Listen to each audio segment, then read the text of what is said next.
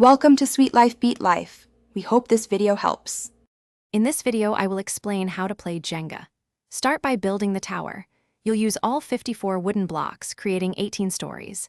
Each story consists of 3 blocks laid side by side. Remember to alternate the direction of the blocks for every new story, making a stable base. The goal is simple. Remove 1 block at a time and place it on top, all without making the tower fall over. It's a game of steady hands and strategic thinking. When it's your turn, carefully remove just 1 block from any level below the highest complete story. Remember, you must use only 1 hand to touch and remove the block. Feel free to tap blocks gently to test their stability and find a loose one. Once removed, place that block on the very top of the tower, completing the new story.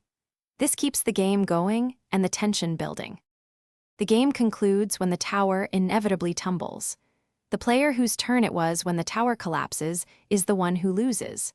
Conversely, the player who successfully removed the last block before the collapse is declared the winner. Jenga is a quick game, often lasting anywhere from 10 to 20 minutes, making it perfect for multiple rounds and quick fun.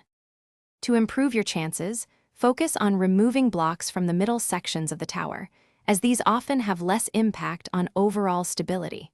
It's generally wise to avoid touching blocks from the top 3 complete stories. Always look for those loose blocks that slide out with minimal effort. A clever strategy is to leave the tower in a precarious state for your opponent, increasing their challenge. Thanks for watching. Consider subscribing if we helped you.